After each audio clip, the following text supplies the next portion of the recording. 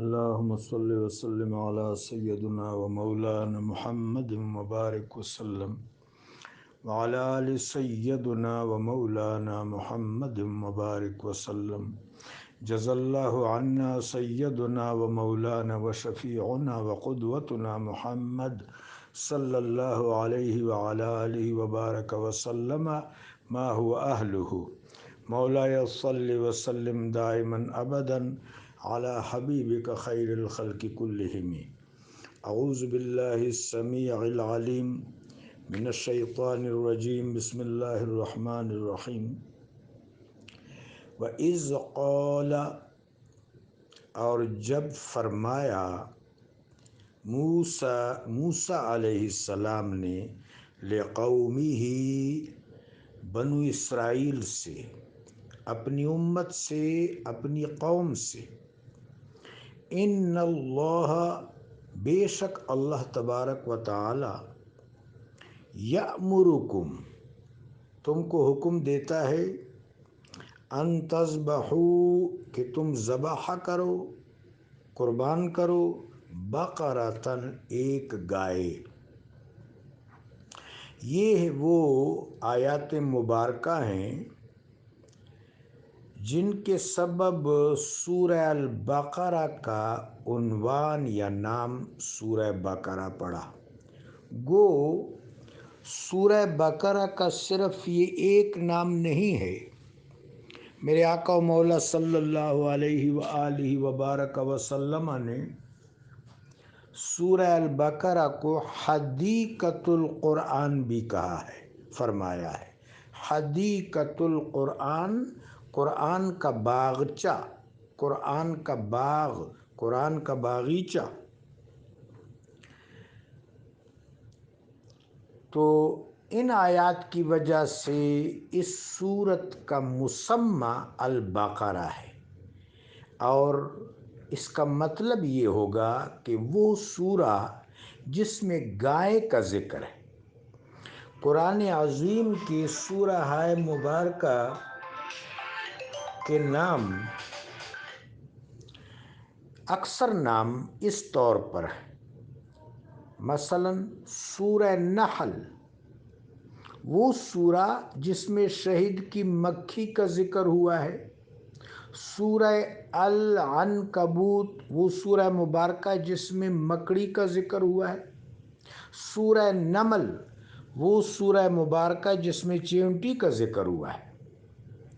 کچھ سورتیں معنون ہیں، یعنی جو ان کا عنوان ہے اس اعتبار سے ان سورہ مبارکہ میں تفصیلات بھی ہیں. جس طرح سورہ یوسف، ٹائٹل، عنوان اور نام بھی یوسف ہے، اور اس میں سارا ذکر کریم ابن کریم ابن کریم ابن کریم سیدنا یوسف بن یعقوب بن اسحاق بن ابراہیم خلیل الرحمن علیہ الصلاۃ وتحیۃ والسلام کا ہے. پس منظر یہ ہے کہ وادی طیہ میں یا وادی سینا میں کچھ لوگوں نے اپنے چچا زاد بھائی کو قتل کر دیا، ہوس اور حرص کی بنیاد پر. قابل غور بات ہے کہ وادی سینا میں ان پر انعامات کی بارش تھی. کس چیز کی کمی تھی؟ ان کو کوئی کسب اور محنت نہیں کرنا پڑ رہی تھی. من و سلوہ اترتا تھا. من بٹیر نما پرندہ جو ان کے خیموں کے پاس بیٹھ جاتا تھا اور خود ان کے ہاتھوں میں آتا تھا، ان کے ہاتھوں میں پکڑائی دیتا تھا. اس کا شکار نہیں کرنا پڑتا تھا. جب اس کو تیار کر لیتے تھے تو ہر لحاظ سے سلونہ ہوتا تھا. مرچ مسالے نمک ڈالنے کی ضرورت ہی نہیں تھی. قدرتی طور پر رب جلیل و جمیل نے اہتمام فرمایا تھا. سلوہ ایک سویٹ ڈش تھی. وہ اپنے برتن ریت پر رکھتے تھے. سلوہ ان میں اس طرح گرتا تھا جس طرح برف باری ہوتی ہے، اور مجال ہے کوئی دانہ اس رکابی یا اس برتن کے آس پاس گرے، عین اسی برتن میں گرتا تھا. جب وہ برتن معمور ہو جاتا تھا، بھر جاتا تھا، تو اٹھا لیتے تھے. بہترین غذا रब जलील ने वादी सैना, सहरा और रेत को उनके लिए जन्नतुल मावा बना दिया था। उन पर बड़ी सख्त आजमाइश आई थी। युज़ब्बिहून अबनाहुम व यस्तहयून निसाहुम, बड़ी सख्त आजमाइश। क्या आले किब्त फिरौन उन पर गालिब थे, उनकी नरीना औलाद को ज़बह करते थे, मार डालते थे, उनकी बच्चियों को जिंदा रखते थे कि उनसे बेगार लिया जा सके। मुलाजमाओं के तौर पर, कनीज़ों के तौर पर उनसे बर्ताव करते थे। करीम रब ने फरमाया वफ़ी ज़ालिकुम बलाउम मिर रब्बिकुम अज़ीम, इसमें तुम्हारे लिए, तुम्हारे आमाल के पादाश में तुम्हारे रब की तरफ से बला थी, आजमाइश थी। यहाँ से हमें एक और बड़ी गायत मिलती है, ख़ास तौर पर साहिबान सलूक, साहिबान तरीक़त को, मुतलाशियान मारिफत को, कि बला के बाद, आजमाइश के बाद बड़ी नेमत मिलती है। वो नेमत लुत्फ़ी भी हो सकती है, ज़ौक़ी भी हो सकती है, इरफानी भी हो सकती है, रूहानी भी हो सकती है, मादी भी हो सकती है। फिर खुदाए करीम व जलील ने उनके दिन फेर दिए और फ़िरऔन बहरा कुलज़म में गर्क हो गया, उस अपने लाव लश्कर समेत। और ये फ़िरऔन के गर्काबी का और उनके असबाब और लश्करों और आवान व अंसार के इन्हदाम का मंज़र बनु इसराइल ने खुद देखा और उनके दिल ठंडे हो गए। फिर रब्बी जलील ने कोहे तूर के दामन में, वादी सईना या वादी तैया में उनके लिए जन्नत नुमा मंजर बना दिया।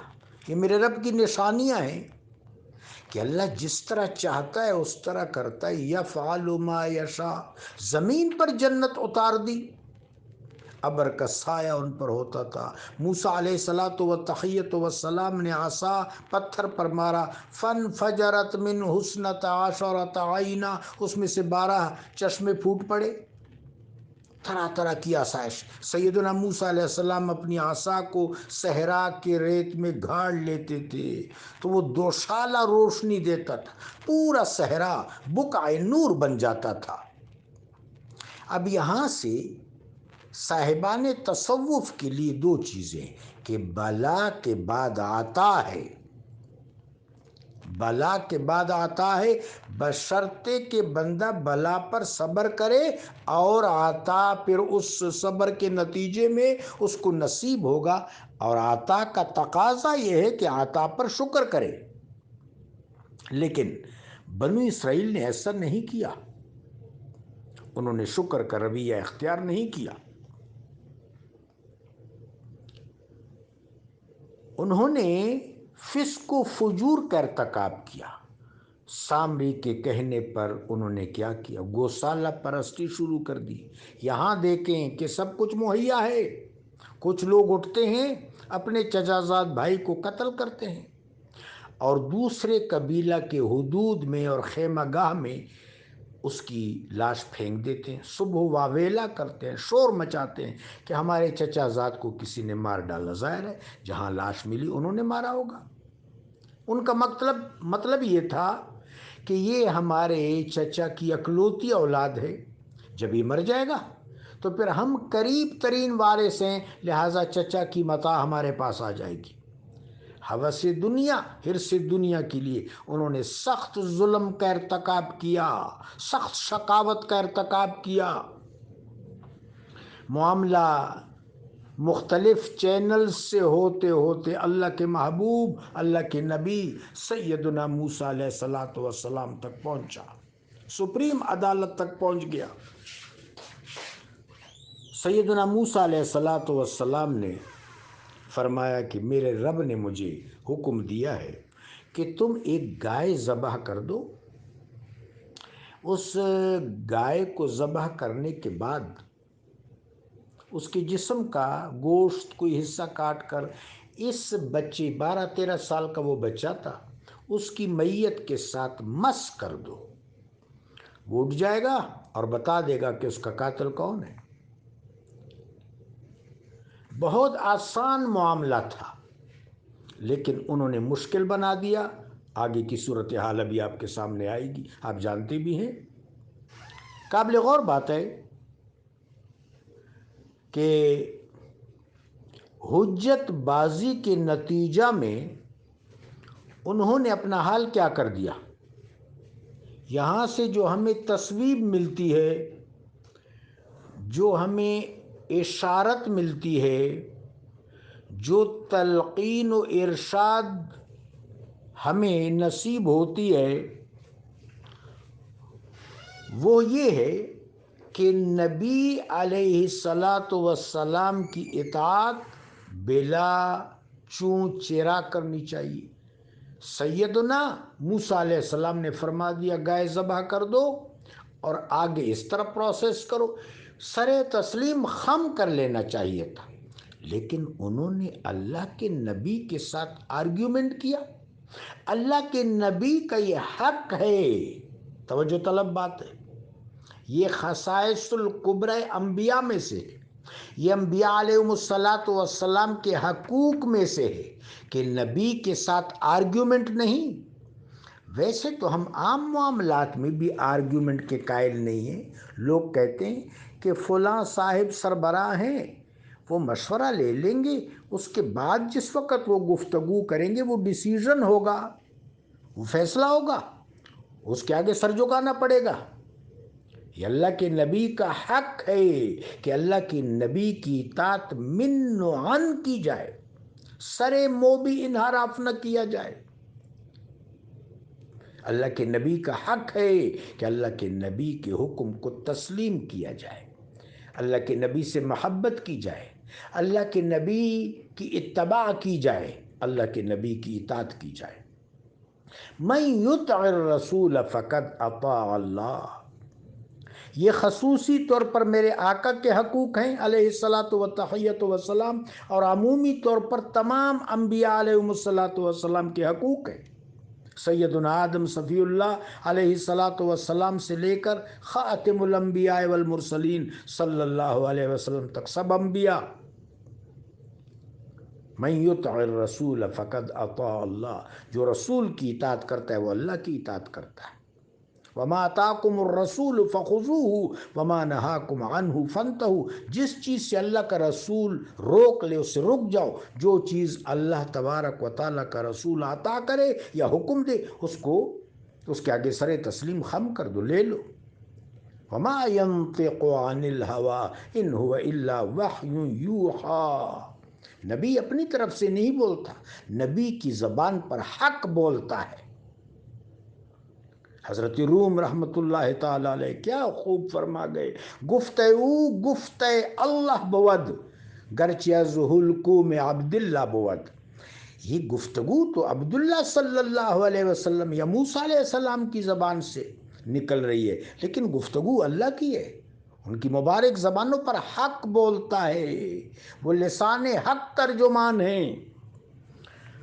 ان بدبختوں نے سیدنا موسیٰ علیہ السلام کی بات نہیں مانی اور اپنے لیے آزمائش کا دروازہ کھول دیا۔ جو شخص نبی کے حضور تسلیم ہوتا ہے اللہ اس کے لیے رحمت کا دروازہ کھول دیتا ہے، جو نبی کے حضور بغاوت کا مرتکب ہوتا ہے اس کے لیے فتنہ اور عذاب کا دروازہ کھلتا ہے۔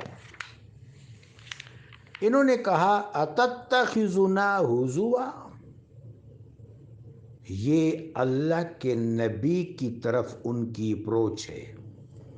اب توجہ طلب بات ہے عزیزان گرامی قدر کہ یہ رب جلیل نے واقعہ کیوں بیان کیا ہے؟ مخاطب تو اہل کتاب بھی ہیں، مخاطب یہود و نصارہ ہیں، مجوس ہیں، ہنود ہیں، روئے عرض کے سب انسان ہیں، بطور خاص امت محمدیہ ہے، اس قرن کے لوگ ہیں، آج کے قرن کے لوگ ہیں۔ یہ واقعہ تو گزر چکا، یہ تو 2000 سال 4000 سال پہلے کا واقعہ ہے وادی سینا میں۔ 4000 سال پہلے کا واقعہ. تو اس کو بیان کیوں کر کیا گیا؟ اس لیے بیان کیا گیا کہ آداب دربار نبوت ملحوظ خاطر رہے. نبی کے آگے تسلیم، اونچی آواز سے بات نہیں، بے تکلفی نہیں، سرے منہ بھی حکم سے انحراف نہیں. صرف اتنا نہیں کہ ظاہری طور پر سر جھکایا جائے، باطن کو بھی جھکا دیا جائے. سرکار دو عالم کا فیصلہ تسلیم کرنے کے بعد اپنے سینہ میں کوئی شخص اگر تنگی محسوس کرے تو وہ پھر منافق ہے. اللہ کے محبوب سے فرمایا سیدنا موسیٰ علیہ السلام سے، کیا آپ ہمارے ساتھ مذاق کرتے ہیں؟ استغفر اللہ، یہ کلمہ کفر ہے. قال اعوذ باللہ ان اکون من الجاہلین. یہ نبی کی صفت ہے. نبی بھولتا نہیں ہے. جہلنا یا جہلتو کا ایک مطلب بھولنا ہوتا ہے، نسیان میں پڑنا. جہلتو کا ایک مطلب غیر سیانت والی گفتگو کرنا، غیر متین گفتگو کرنا، مبہم گفتگو کرنا، خلاف حق بات کہنا. یہ سب جہالت کے مختلف معنی ہیں. تو اللہ کا نبی ان کو بتاتا ہے کہ مقام رسالت اور نبوت پہچانو. نبی کسی بھی ایسی چیز کا ارتکاب نہیں کرتا جو لا یعنی ہو.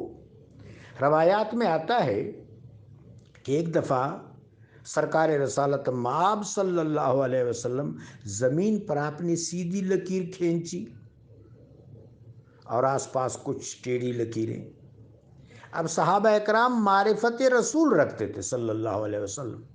انہوں نے سوچا کہ اللہ کا حبیب لایعنی کام تو نہیں کر سکتا کہ آپ لایعنی کاموں سے ممتاز، بہت اونچے، بہت اعلیٰ، بہت افضل، بہت اولیٰ صلی اللہ علیہ وسلم. لا یمکن السلام کما کان حقہ.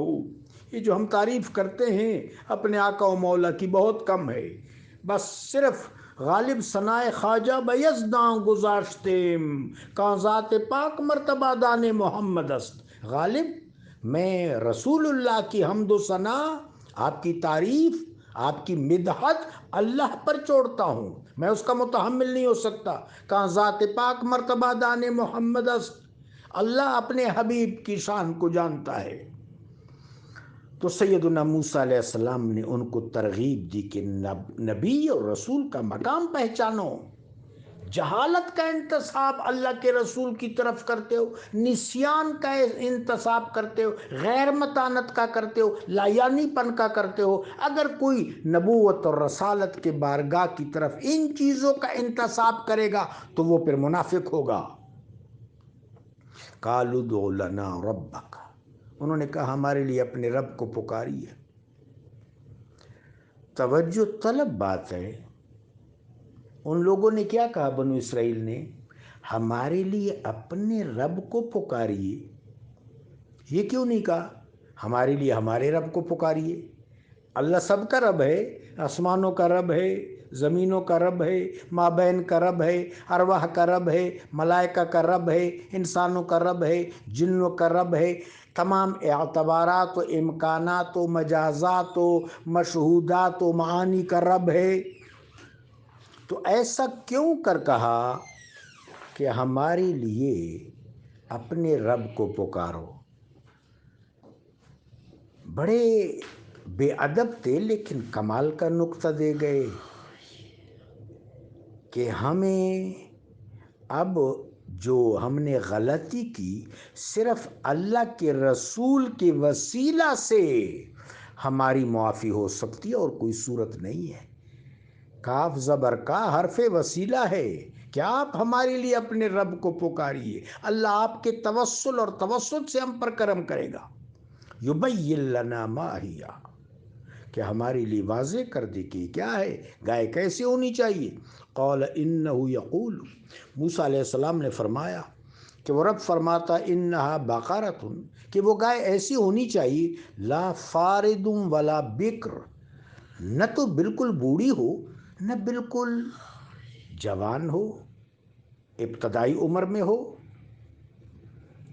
عوانم بین ذالک درمیان میں ہو، اچھی قد کاٹ کی اور عمر کی گائے ہو۔ فَفْعَلُوا پھر بھی موسیٰ علیہ السلام نے فرمایا فَفْعَلُوا پس کر گزرو، فَفَائے تعقیب ہے، یعنی اس کام کو جلدی کرو، ما تؤمرون جو تم حکم دیے جا رہے ہو اللہ اور اللہ کے حبیب کی طرف سے۔ قالو لیکن ان کا طریق کیا تھا؟ حجت نبی کے دربار میں گستاخی ہے۔ ادعو لنا ربک ہمارے لیے اپنے رب کو پکاریے، یبین لنا کہ ہمارے لیے واضح کرے، ما لونہا کہ اس کا رنگ کیسا ہونا چاہیے۔ قال انہ یقول سیدنا موسیٰ علیہ السلام نے فرمایا وہ کریم رب فرماتا ہے انہا بقرۃ یہ گائے ایسی ہونی چاہیے صفراء گہرے زرد رنگ کی، ڈارک گہرا زرد رنگ، فاقع لونہا اس کا رنگ بڑا پرکشش اٹریکٹیو ہو، تسر الناظرین دیکھنے والوں کو مسرور کر دے، خوش کر دے، ان کا جی لبھا دے۔ قالوا ادع لنا ربک پھر بھی کہنے لگے ہمارے لیے اپنے رب کو پکاریے، یبین لنا ما ہی کہ یہ گائے کیسی ہونی چاہیے، مزید کچھ تفصیلات۔ ان البقرہ تشابہ علینا یہ گائے ہم پر مشبہ ہو گئی، ہم کنفیوز ہو گئے۔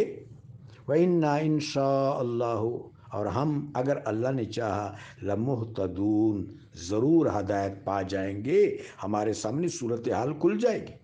قال انہ یقول سیدنا موسیٰ علیہ السلام نے فرمایا کہ رب فرماتا ہے انہا بقرۃ کہ گائے ایسی ہونی چاہیے لا ذلول تثیر الارض کہ زمین کاشت کرنے کے لیے ہل میں جوتی نہ گئی ہو، اس کے گردن پر ہل نہ پڑا ہو، ولا تسقی الحرث اور اس نے کھیتی کو سیراب نہ کیا ہو، راہٹ اور کنویں پر بھی نہیں باندھی گئی ہو، مسلمۃ بالکل سالم، لا شیئۃ فیہا اس کے جسم میں کوئی دھبا بھی نہیں ہونا چاہیے۔ قالوا الآن جئت بالحق اب انہوں نے کہا الآن اب جئت بالحق آپ حق لے کر آئے، آپ نے حق بات فرمائی۔ حق بات تو آغاز میں بھی ہے، درمیان میں بھی ہے، انجام پر بھی ہے۔ فذبحوها اب وہ گائے ان کو بڑی مشکل سے ملی۔ کریم رب کی حکمت ملاحظہ کیجیو کہ ایک یتیم تھا جس کے پاس اور کوئی وسیلہ نہیں تھا، صرف گائے تھی، اور اس یتیم کے پاس جو گائے تھی والدین دونوں فوت ہو چکے، دادا دادی فوت ہو چکے، کوئی قریب کا رشتہ دار نہیں ہے، کوئی ایسا صاحب رحم شخص تھا جس نے اپنے گھر میں رکھا ہوا تھا، اس کے پاس اس کا کل سرمایہ وہی گائے تھی، اور یہ گائے ان خصوصیات پر پوری اترتی تھی جو خصوصیات اس رکوع مبارکہ میں آیات معظمہ میں اللہ تبارک و تعالیٰ نے بیان کی ہیں۔ خدائے کریم و جلیل یتیم کی خبرگیری کا، یتیم کی کفالت کا، یتیم کی حاجت روائی کا، یتیم کی مشکل کشائی کا کیا اہتمام فرما رہا ہے۔ اللہ اکبر۔ چلتے پھرتے ڈھونڈتے ڈانٹتے وہاں پہنچ گئے، بالکل گائے ایسی تھی جس طرح قرآن نے اور آیات نے اور تورات نے کہا۔ پھر منہ مانگے دام دے کر وہ گائے اس یتیم سے لے لی اور اس کو ذبح کر دیا۔ قرآن کہتا ہے وما کادوا یفعلون ان کی نیت ایسا کرنے کی نہیں تھی، یہ عمل وہ تھا جو ان کی نیت سے ہٹ کر مرتب ہوا، نیت ان کی نہ کرنے کی تھی لیکن اللہ نے ان سے کروا لیا۔ کس لیے کروا لیا؟ کہ یتیم کو خیر پہنچے اور یہ جو معاملہ ہے یہ منکشف ہو جائے۔ پھر کیا ہوا کہ سیدنا موسیٰ علیہ السلام کے بڑے صحابی حضرت بنیامین رضی اللہ تعالیٰ عنہ، ان کی حضرت موسیٰ علیہ السلام کی امت میں وہی حیثیت ہے جو ہماری امت میں سیدنا زید بن حارثہ رضی اللہ تعالیٰ عنہ، سیدنا ابو ذر غفاری، سیدنا ابو بکر رضی اللہ تعالیٰ عنہ کی ہے۔ انہوں نے اس گائے کو ذبح کر دیا، ایک حصہ کاٹا، اور کاٹنے کے بعد اس بچے کے جسم کو وہ مس کیا، ٹچ کیا، فوراً بچہ بولا کہ میرے ان دو چچا زاد بھائیوں نے تعاون کیا اس کے ساتھ، اور میرے اس چچا زاد بھائی نے مجھے مار ڈالا، ان تینوں نے مل کر مجھے مارا ہے۔ یہ گفتگو کرنے کے بعد اس بچی کی ماں دوڑی اپنے لخت جگر کی طرف، لیکن وہ لیٹ گیا۔ حضرت بنیامین نے فرمایا قد ماتا، بس اس کو اللہ نے صرف اس مقصد کے لیے دنیا میں زندگی عطا فرمایا، اب فوت ہو گیا۔ یہ بھی ان ہستیوں میں سے ایک ہے، جس طرح سیدنا عزیر علیہ السلام، اصحاب کہف رضی اللہ تعالیٰ عنہم، اور جو موسیٰ علیہ السلام کے ساتھ دیدار کی منزل پر گئے تھے، یہ وہ ہستیاں ہیں جو فوت ہو گئے تھے پھر زندہ ہوئے۔ اسی دنیا میں اللہ نے 2 زندگیاں دیں۔ یہ بچہ جس کی عمر آثار اور تفاسیر کی کتابوں میں کوئی 12 سال کے لگ بھگ بیان ہوئی ہے، طفل تھا۔ اس بچے نے بھی اتنی زندگی موت کے بعد ضرور پائی کہ کلام کیا اور بتایا کہ کس نے ڈائریکٹ مارا ہے اور کون اس کے سہولت کار تھے۔ ماں اس کی طرف بڑھی تو وہ لیٹ گیا۔ سیدنا بنیامین رضی اللہ تعالیٰ نے فرمایا قد مات ورتحل الی اللہ، اپنے رب کی طرف سیر کر گیا، دنیا سے رخصت ہو گیا۔ قرآن کہتا ہے وَإِذَا قَتَلْتُمْ نَفْسًا وَإِذْ قَتَلْتُمْ نَفْسًا، جب تم نے ایک ذی روح کو، متنفس کو مار ڈالا، فَادَّارَأْتُمْ فِيهَا، پھر اس معاملہ میں جھگڑنے لگے، وَاللَّهُ مُخْرِجٌ مَا كُنْتُمْ تَكْتُمُونَ، اور اللہ نے اس چیز کو واضح کر دیا جس کو تم چھپاتے تھے۔ فَقُلْنَا اضْرِبُوهُ، ہم نے حکم دیا کہ اس گائے کے گوشت کا ایک حصہ مار ڈالو، بِبَعْضِهَا، اس کے جسم کی کسی حصہ پر لمس دے دو، مس دے دو۔ کذالک یحیی اللہ الموت، تمہارے سامنے منظرنامہ دنیا میں بپا ہو گیا ہے۔ اس طرح اللہ اموات کو بھی زندہ کر دے گا جس طرح اس کو زندہ کر دیا۔ وَيُرِيكُمُ اللَّهُ آیَاتِهِ لَعَلَّكُمْ تَعْقِلُونَ، اللہ تم کو اپنی نشانیاں دکھاتا ہے تاکہ تم عقل اور سمجھ سے کام لو۔ ثم قصد، اتنا بڑا واقعہ، اس کے بعد تو شقاوت نہیں آنی چاہیے تھی، بڑی نشانی تھی، لیکن قرآن فرماتا ہے ثم قست قلوبکم، پھر تمہارے دل نہیں، تمہارے آباء و اجداد کے دل سخت ہو گئے، من بعد ذالک، اس منظر کو دیکھنے کے بعد بھی، فہی کالحجارۃ، پتھروں کی طرح سخت ہو گئے، او اشد قسوہ، بلکہ پتھروں سے ان کی قساوت زیادہ تھی۔ اس لیے وَإِنَّ مِنَ الْحِجَارَةِ، کہ پتھروں میں سے بعض پتھر ایسے ہوتے ہیں لَمَا يَتَفَجَّرُ مِنْهُ الْأَنْهَارُ، کہ ان میں سے نہریں پھوٹ پڑتی ہیں، پانی نکل آتا ہے۔ وَإِنَّ مِنْهَا لَمَا يَشَقَّقُ، اور بعض پتھر ایسے ہوتے ہیں کہ جب شق ہوتے ہیں فَيَخْرُجُ مِنْهُ الْمَاءُ، تو ان میں سے چشمے پھوٹ پڑتے ہیں، پانی نکلتا ہے۔ وَإِنَّ مِنْهَا، اور ایسے بھی تو پتھر ہوتے ہیں لَمَا يَحْبِطُ مِنْ خَشْيَةِ اللَّهِ، کہ اللہ کی خشیت سے کام پھٹتے ہیں، گر پڑتے ہیں، ڈیمالش ہو جاتے ہیں۔ وَمَا اللَّهُ بِغَافِلٍ، اور اللہ بے خبر نہیں ہے، عَمَّا تَعْمَلُونَ، ان اعمال سے جو تم کر رہے ہو۔ صدق اللہ العظیم و صدق الرسول النبی الکریم صلی اللہ علیہ وآلہ وبارک وسلم۔